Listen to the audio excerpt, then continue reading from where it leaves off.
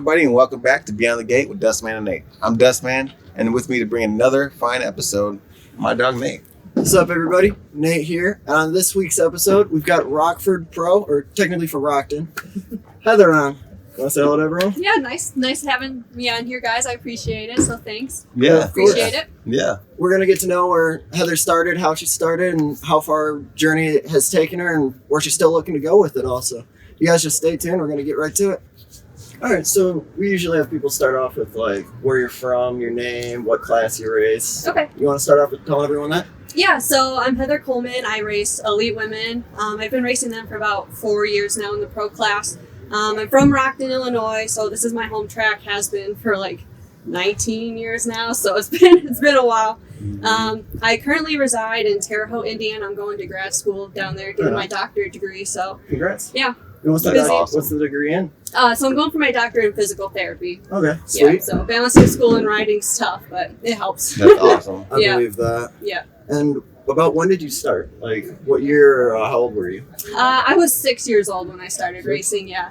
I came across some of my dad's, like, old trophies since he raced, like, when he was a kid. So he had some of his old trophies, like, down in the basement. So I came across this, and I'm like, Dad, like, what is this? So he brought me out here one Sunday just to test it out, and I was like, yeah, like, I want to try it. And he thought it'd be, like, a 1 year type thing and done, but here we are, still racing. That's so. awesome. Still kicking butt? Yeah. That's awesome. I didn't realize it was that long. Oh, I know. It's been a long Wow. time. Wow. Oh, yeah. So, what was your first day of racing like? Do you remember that?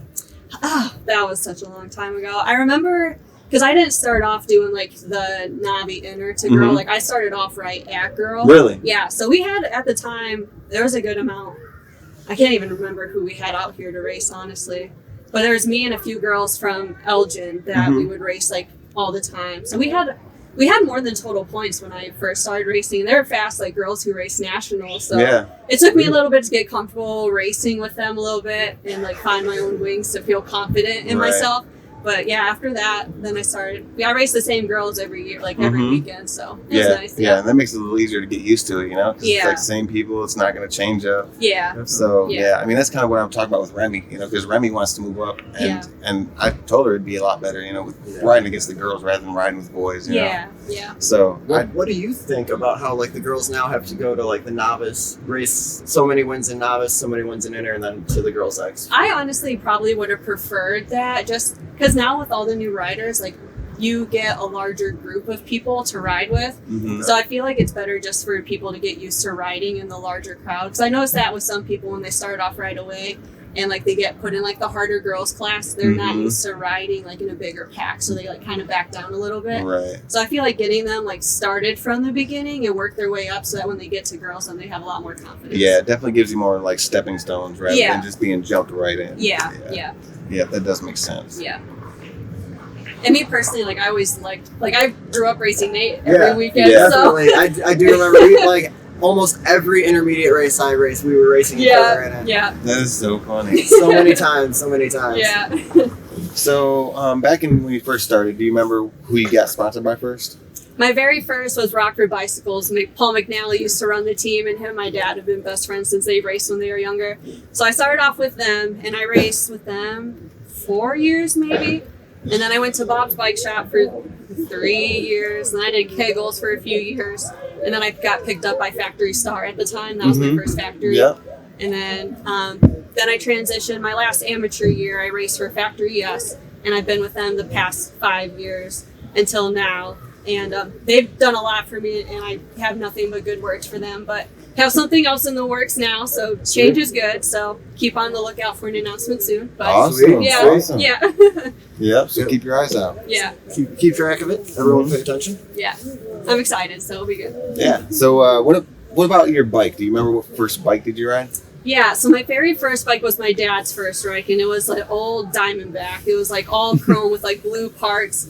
I did that. I also had an old National Pro that he picked up for me. So like old school frames I started off with. Right. And then I transitioned to like Redline for a few years, kind of because I was going through the different sizes like as I grew. So I just started off on Redlines for a while. After Redline, and when I started Cruiser, I did like a Stats Cruiser for a while. And then Redmond was a 20-inch. And then when I got on star. I wrote stars all throughout and then my yeses. So yeah. And those star frames were really nice. I do remember quite a few of them. Yeah, I loved them when we had them. That was a good team. That was really cool. Yeah. And how long did you race cruiser for?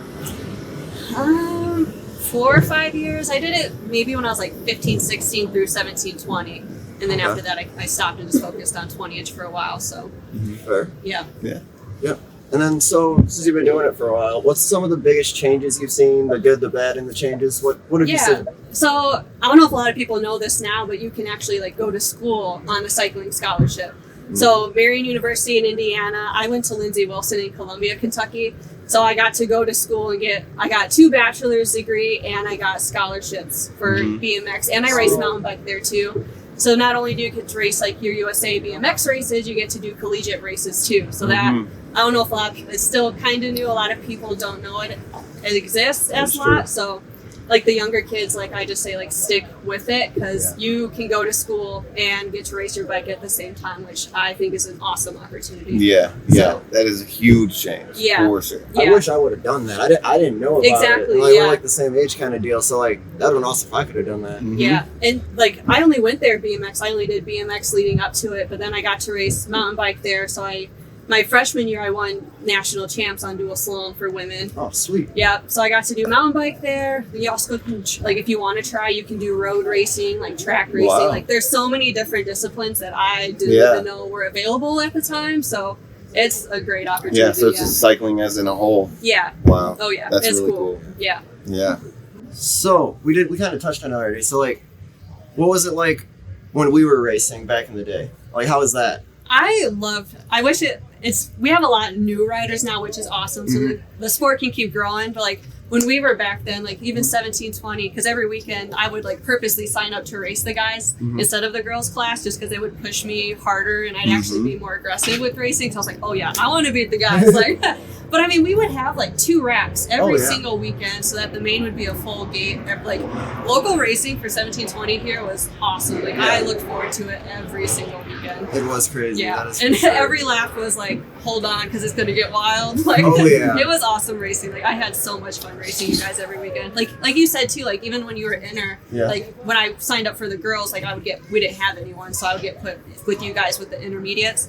But then when you turned X, like then I would sign up and race X. So we grew up like years racing each other back and forth. We had a lot of them, a lot of years. And that's what makes you a lot faster too, is riding against them guys. And it's like, you know, you go to the national and it's like, you guys are, you know, just about the same as what I've been doing the whole time. Yeah. That's what I enjoyed so much, because you guys are competitive and it would push me like when I first started, like, I wasn't even like close to you guys, but like it would push myself to like get closer to you guys, like not hit my brakes, like get close to being, like I was talking about earlier, like getting used to riding in a pack. So it would get me more comfortable riding against you guys. And then I go to nationals, like, oh, like I've been doing this locally, so it wasn't so bad. Like intermediates are squirrely anyway, so you get used to riding with them, and it's like, oh, I can ride with anybody. You know? Definitely. For sure. Yeah. And then, so what about, like, talking about squirreliness, what about crashes? What's probably one of your worst crashes? So my last amateur year, I was working on, I was like, I think I want to turn pro. So I went to Rock Hills track early on in the year, because I was going to plan on being my first pro race, which is a supercross hill. Never done supercross before, so I went there before I hit it. Took me a while to get the confidence to hit it, and I got it the first time. And a bunch of us, I was at Lindsey Wilson at the time, so a bunch of us went down like a team trip before the national. So I got in the gate with all the guys, and I don't know like if I psyched myself out or what happened, but I hit brakes before the lip. So I hit the lip the next one, and I broke my collarbone there, got concussion, had to have surgery. So that one was bad. Then 4 months later, I was at Louisville Outdoors National at like the end of September or August, September. And it was a 3-day national, and I was winning all day long until the main event. Very first jump, I tangled up and crashed and broke that same collarbone again. So within 4 months, I had that collarbone surgery twice, and it was just back to back, just battling, like overcoming the mental side of things. But that was also like, I had a lot of setbacks that year, but that was my strongest year racing wise. So even with the crashes, and I still ended up getting egg 1 that year. So I always say like that was my hardest year, like physically and my body taking a beating, but it also pushed me a lot more to like come back stronger each time. So definitely. Yeah. That is awesome. So did you ever get back up on the big hill? I haven't hit it since. No? I need to. I still struggle with it a little bit here and there just because with school now, I'm like, you actually have adult things you need to do now too. So that's one thing I've been trying to work on a lot more is like just, I can manual and like that's fine. And I jump little things here and there, but getting my confidence back with like the bigger jumps, I'm trying to. Because I used to do it no problem. And then after that, I'm like, oh, you take one more toll. So mentally, I'm still trying to battle with that a little bit. I haven't even did the big hill yet. Yeah. It's not that I'm scared, but I definitely I don't have to do it, so I'm not gonna get up there and risk it. I'm getting old too, you know. So I definitely don't. I can't say anything about it, you know. Yeah. Sounds like you need to make a trip out to the trails session, hit the outside line. Definitely, you can just float on through and just get some confidence back in there. Yeah. I definitely need to do that. For sure. Yeah. So, when you were like growing up, who were the girls that you raced all the time that were either around here or like at the nationals that like, you know, rivals and such? Yeah. So locally, I was still like 15, 16. So I would get bumped up to like the 17, 20 girls. So at the time, right before I got on Star, there was Haley Dickerson. Mm-hmm. So I would race her and like Shelby Goodwin. We would have total points like every weekend going battling back and forth. So growing up racing those two girls like helped me a lot too, like getting ready for the national scene because Shelby would like dominate our local scene. Super so fast. So I grew up getting to race her, and it helped me a lot too, getting to race them before going into like nationals. So that was really helpful. National scene when I was amateur, I would race Felicia Stansel all the time. She's an Illinois local too, so I grew up racing her. And now I get to race her too, doing pro, so that's cool. And she did collegiate racing too, so I got to race her there too. So got to race her for a while, and obviously she was always top name since she was little. So grateful I got the chance to race her too. And then now in the elite class, every girl in there deserves to be there. So it's a battle every lap. So it's fun. I believe it. I know my wife, she's always telling me like, oh, all them girls can beat you. And I'm like, man, you better quit. That's funny. Yeah. But so what about any of the BMX stories? You got any like, what's your craziest BMX story? Besides my collarbone all the time. On or off track? Did you create crazy embarrassing for someone? Yeah. I have definitely probably had more crashes off the track than on the track. Like this parking lot, I flipped over the bars a good amount of times. So fourth, I will never forget. My mom will tell you the story. Like fourth grade, it was like the night before our picture day, and me and my dad were like going on a bike ride. And you know, like I'm riding my bike, I'm little. My dad's like pretend elbowing me with bars and stuff. Well, I ate it in the street. Like cracked my chin open the day before picture day. So fourth grade picture in my yearbook, my chin's like all beat up. So that was a great year that year. That's awesome. Yeah, Straight I laugh BMXer. every time I see that picture because I remember it like it was yesterday. So little things like that. That's awesome. Straight BMXer. That's awesome. And then what's like your favorite like destination national that you like going to? Every year, obviously Rockford home national, so you can't go wrong there. 2 weeks before that, it's always Nashville. Love Nashville's track. I look forward to it every year. South Park, which was last weekend, love that track too. Super flowy and fast. So those three every year, I love going to them. Every year if I can, I try to hit those ones. They are fun. This was the first year I actually got to go to South Park in Music City. They were good. Yeah. Real fun tracks. Yeah. Definitely. So you said you won a national championship on the big bike. Yeah. So you want to go a little bit what's going through your head, like how that all worked out? How did you start the transition to ride the big bike? So luckily at Lindsey Wilson, like we have a great facility out there. There's trail jumps, we have a pump track, and a pretty top-notch dual slalom course there, so you can go out and ride and practice all you want. Funny story though, so Louisville outdoor that year, so like very beginning of, that was my freshman year. So that was the very beginning of the semester. That Friday in the main, I crashed in the first corner, and I can't remember, I did something to my elbow. Like, I don't know if I dislocated my elbow. I did something to my elbow. So I was like not riding for a few weeks. And for mountain bike, you have to have like 3 races like in order to qualify to go to nationals. So I went to the races, like I didn't get to practice or anything. So I just was like rolling the courses just to get I was there just to get a qualifier in. So I didn't actually like get to ride hard on dual slalom until literally nationals. Really? Yeah. So I literally had zero expectation. I was like, oh, like I'm here for the experience. Like that'll be cool. And then you do time trials first for seating, like how the bracket will get set up. Went through that like fine. I was like, hey, cool. And then I was going. The next day was race run. Yeah. Where did you seat at in the seating? I can't remember where I was I want to say at least top 10 for time wise. So I was like maybe like 3 or 4. I can't remember my first year. But yeah, so going into seating, like we had a lot of our other girls on our team were all BMXers too, so I knew all of them racing. Mm-hmm. So a few times I had to race against like my teammates, and like time wise it would come down to like milliseconds. Like we were all like, because we all been riding and practicing all right like, together. Yeah. So that was cool. And then going into the final was me and my teammate Ashton Rom. I don't know if you guys remember her. She used to race. She's from East Coast, like Maryland area about there. So me and her were in the final, so it was cool having like both like our team like in the final. So that was cool. And yeah, so I had zero expectations. Like I didn't think I was gonna win. She was a year ahead of me, so she's had experience racing that before. So I was like, oh, she's got it. And like I would be happy for her because it was still my teammate. Like one of us was gonna be one too. Like that was awesome. Yeah. So yeah, time came down to, it was close between us both because there's 2 lanes. So like you do on like the blue lane and the red lane, and then you switch, so it's kind of even. And then your time that way. But yeah, me and her were both close, and I ended up getting it. And that was my freshman year, and I didn't get to ride it a whole lot leading up to it, so that was even crazier too. Yeah, it's crazy with like not much practice on it. And like, were you comfortable on the big bike? Did you do a lot of practice on it once you got better? Yeah, so luckily our freshman year, like our school like paid for it because I didn't have one like going into it. So our team had bikes that we were able to use. So all of us had like the same bike, so I got to ride the same one consistently. Like I knew what I was riding. It wasn't like switching every time.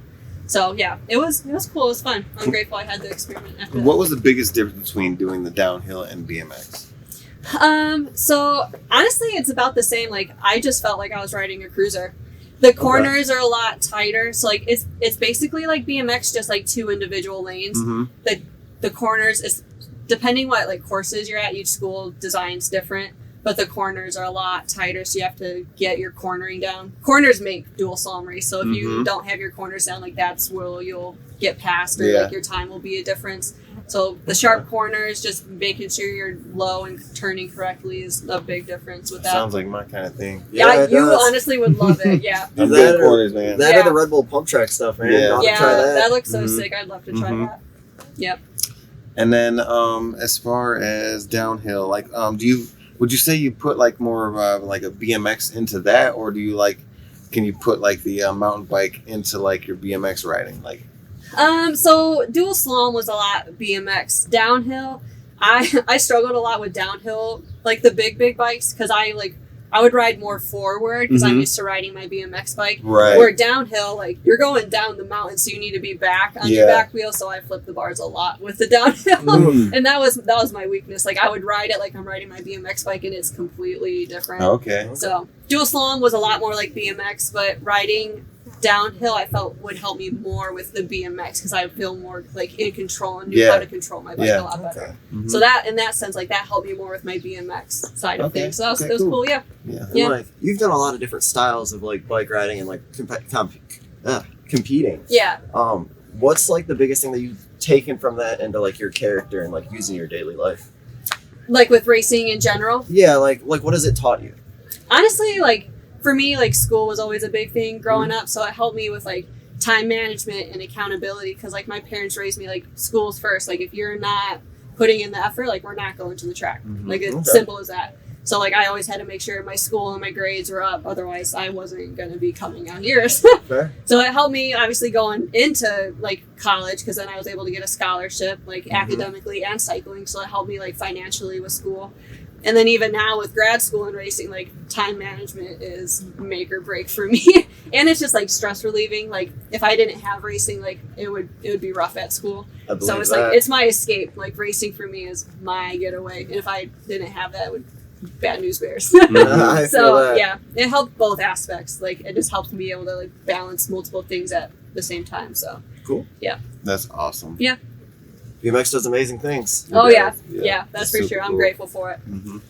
All right, so thank you guys for watching. And then, would you like to give any special thanks to anybody? Yeah, my parents for, like I said, I've been this for years. So if it wasn't for my dad racing back then, I wouldn't be here. My parents now, like my mom's work concessions today. My dad's out here almost every weekend too, so they're still volunteering out here. So even when I'm away at school, they're out here. So huge shout out to my parents. That's for sure. Yes, we definitely appreciate it. Yeah. I'd like to thank, like I said, the past few years I've been riding with them.